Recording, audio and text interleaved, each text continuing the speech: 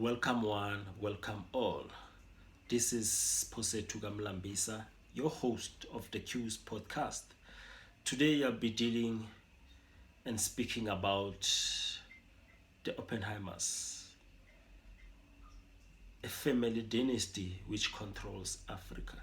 So Oppenheimer actually controls 85 to 90% of rough diamond distribution for over 90 years not only in Africa but worldwide. They also escaped now.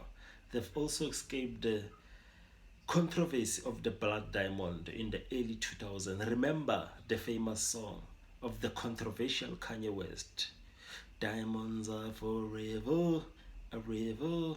Also the movie Blood Diamonds, which made an awareness about the sufferings of people of Sierra Leone due to this diamond mining. So the Oppenheimers also destroyed for about 2,000 kilometers of the west coast of South Africa and also Namibia through their open cast mining. Remember during the time where there was a diamond rush in the Northern Cape, Kimberley.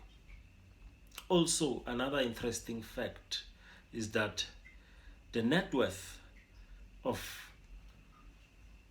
now a man who's in the helm, Nicholas Oppenheimer, Nicholas F. Oppenheimer, is $9.85 billion. And also, he sold now a 40% stake of the family's De Beers company to Anglo American at an amount of $5.2 billion. Also, the Oppenheimer family, they own now a ranch, a farm, which is situated in Zimbabwe, a neighboring country of South Africa, which now is called the Holistic Shangan. It's a Shangan Holistic Ranch, which now on the ranch there's a coal seam which is running through the parts of the ranch, and it is said that Oppenheimer is actually also looking now to mine that coal. It's also said that it's about 60, if I'm not mistaken, 60,000 hectares. So the farm is 60,000 hectares. Actually, a hectare is equivalent to 1 hectare is equivalent to a rugby stadium. Shout out to the Springboks. Shout out to the All Blacks. They gave us such a nice and entertaining final. So yeah, as you can see, I'm wearing the t-shirt of the All Blacks. So the Oppenheimers, they also have Fireblade Aviation Company, which is situated in the OR Tambo International Airport of South Africa, where it offers exclusive charter flights also for the elites levels, you know it. And also it's an international airport for South Africa, which is situated at Kempton Park, Johannesburg. And the airport was formerly known as Jan Smuts. It was named after Jan Smuts, and then it was later changed to Oliver Tambo Airport. Oliver Tambo is a man who was an ANC leader back in the 1980s. Yeah, a man who was famously known as make this country ungovernable during the apartheid era. So yeah, the Oppenheimers were also involved now in the assassination of Patrice Lumumba of the Democratic Republic of Congo. That country, it's sad. It has a very, very sad history. The atrocities which were committed by King Leopold. Also, the assassination of Patrice Mulumba. Also, the constant wars, the rebels, because of the mineral wealth the country has. And the people are not benefiting from those minerals. They're living in poverty, extreme, extreme poverty. So it's quite sad. Also, the Oppenheimers have private investment equity, which is all over the world, in UK, in the US, Asia, Africa. Also, this private investment equity, it's also managed now in different stock exchanges across the world, like the JSE, the Johannesburg Stock Exchange. So, how did it start? Let's go back. Let's go back in the time, back in the days, in 1800s. 18th of May 1880, that's when Ernest Oppenheimer was born, the patriarch of the Oppenheimer Dynasty. His father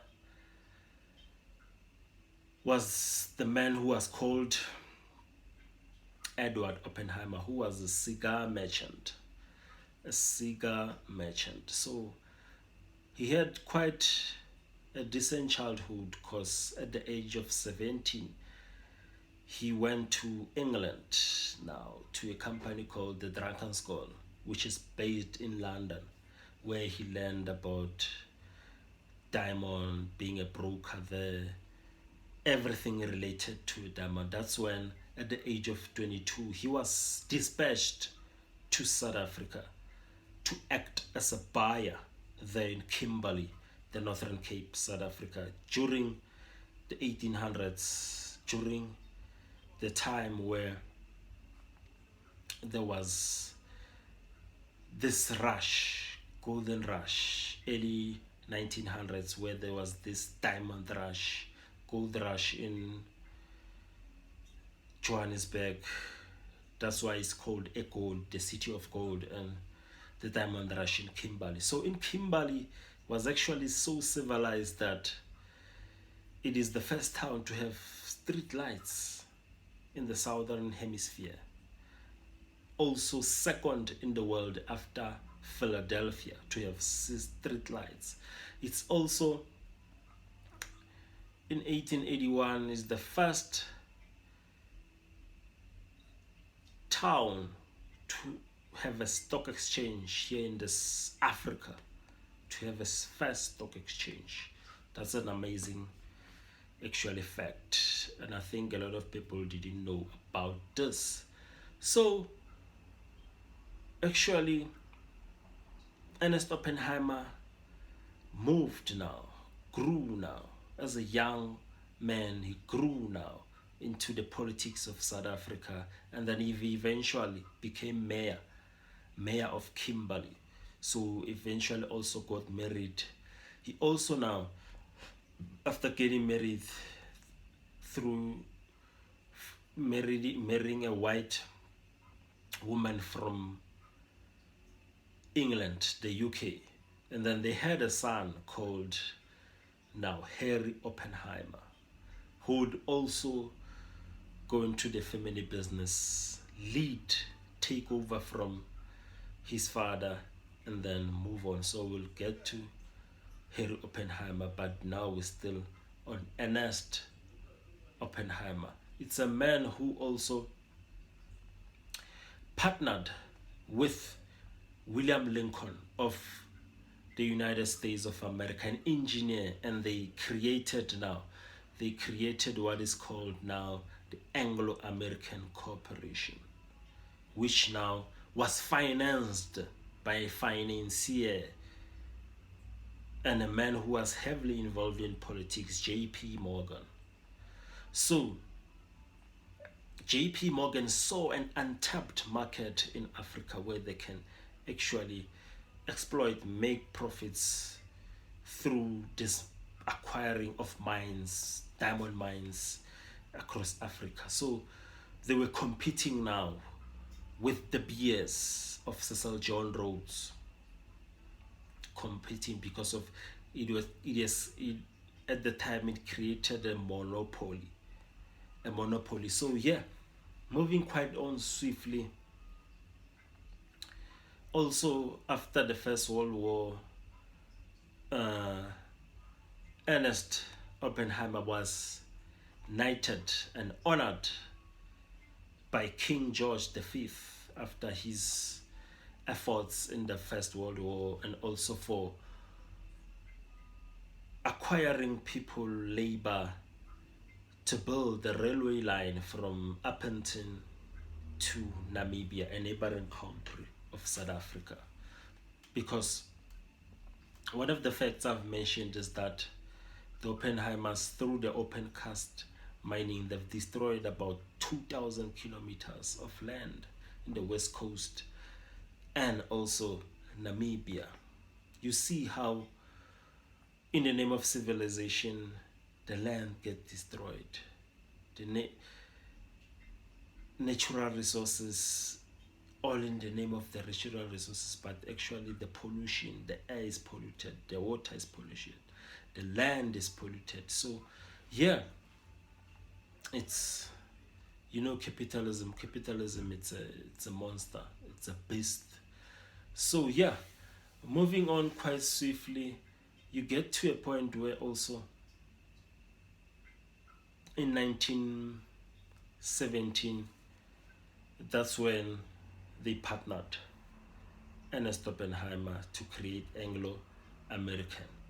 Also, to compete now with their competitor, Cecil John Rhodes, a man who's known of an idea he had to conquer from Cape to Cairo. He was also, in 1924 to 1938, he was also elected to be in the House Assembly, to be in the National Assembly of South Africa.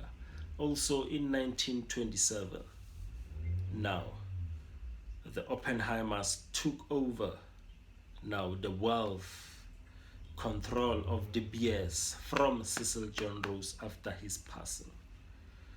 And then after taking over, the Oppenheimers actually spoke about this, that they want to establish monopolies, control pricing, and supply channels, and create artificial scarcity. Artificial scarcity. Artificial scarcity was created by De Beers, by the Oppenheimers, so that they can keep prices soaring. De Beers also, they dipped its toes into industries like platinum, steel, and paper products. They also were fined now for price fixing. So a whole lot of things. They were accused also of having exclusive contracts that skewed now the diamond markets. So the Oppenheimer family, they also have investments in healthcare. They ventured into agriculture, ventured also into media, diversifying their portfolio. They've also went on into industries like platinum, steel, and paper, as I've mentioned. Also, from 1948 to 1957, actually, Harry Oppenheimer was elected now to become now a member of parliament of the Union Party. It is said that Oppenheimer was opposing the system of apartheid.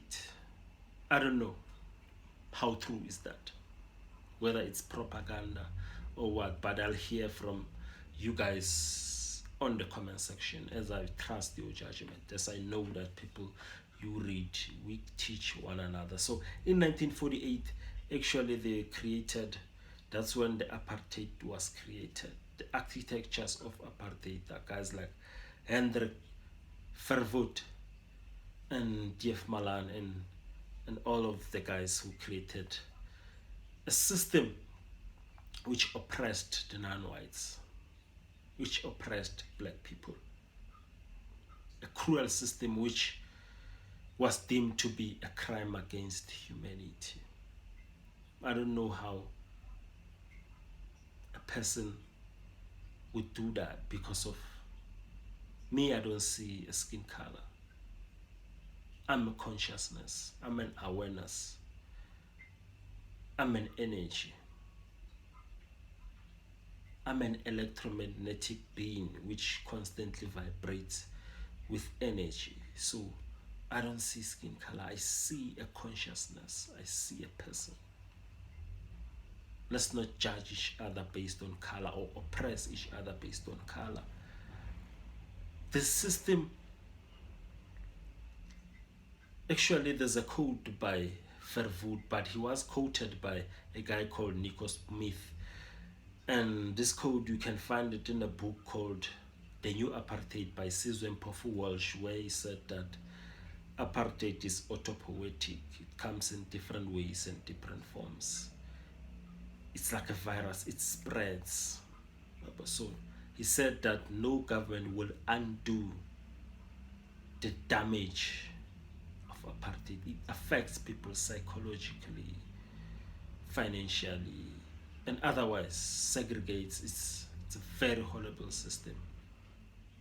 So yeah, moving on quite swiftly, you see now how Harry Oppenheimer or the Oppenheimers have positioned themselves and have become the part of the political landscape.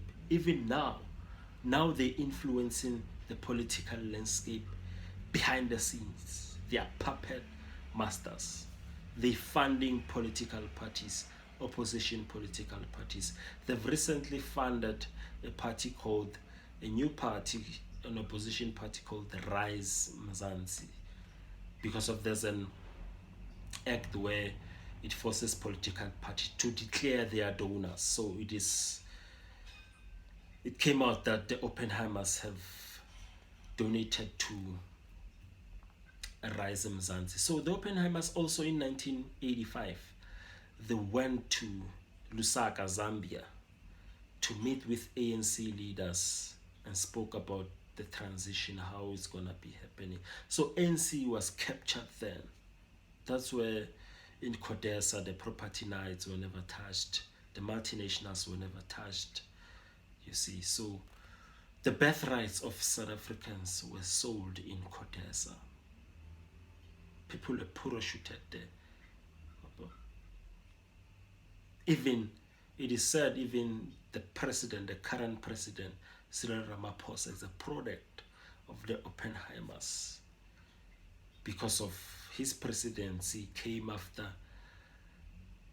a CR17 campaign in which it is said that he bought votes through a money which was funded by his funder, and he has since sold the bank statements. Had a lot of scandals, the Palapalas game farms scandal, and a lot of corruption. It's no longer endemic, it's systematic. The load shedding, the water shedding, and inequality, it's a lot here in South Africa. So the Oppenheimers captured the ANC back then so that it serves now, it serves business, it serves capital. There's been 3 parties in South Africa all along. It's been business, it's been the politicians, it's also been the masses, the people.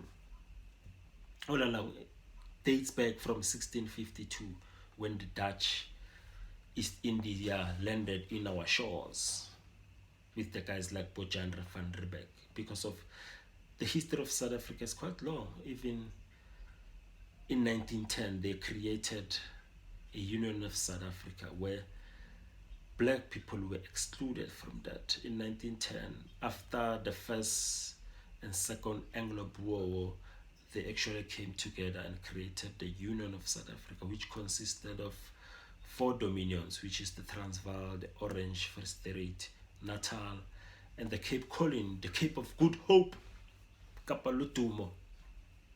Yeah, that's what actually happened under the British Empire. So you see, and then after that, 2 years after, then South African Native National Congress, which later became ANC, which is now the incumbent government, the ruling government now, the ruling party, was actually founded in 1912.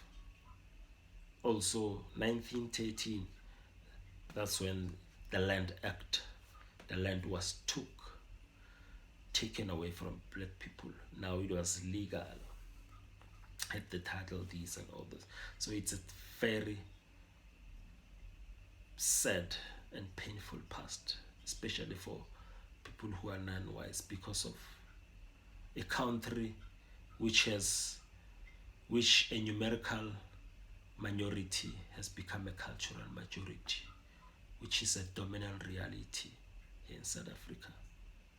And whiteness dominates. And I'm not speaking about color. I'm speaking of the way of being, the way of seeing, the worldview. It's of whiteness. So yeah, it's like that. The Oppenheimers now, they are positioning themselves. They see that now the ANC kept on scoring on goals, and they actually might lose power. So we might have a coalition government, because of on the 29th of May we're having an elections here in South Africa. So they see that now they have to strategically put themselves in a better place and actually capture these new parties, which they see that they'll be in this coalition. They are the capturers of the political parties. They are the owners, the landlords of South Africa, the Oppenheimers. And I'm not speaking about Oppenheimer, who created the weapon of mass destruction. No, but the Oppenheimers, who having a monopoly in the diamond mining. So yeah, guys, let me leave it here. Please like, share, comment, and subscribe. I appreciate you a lot, guys. Appreciate your love, your support. Your boy is signing out. Peace.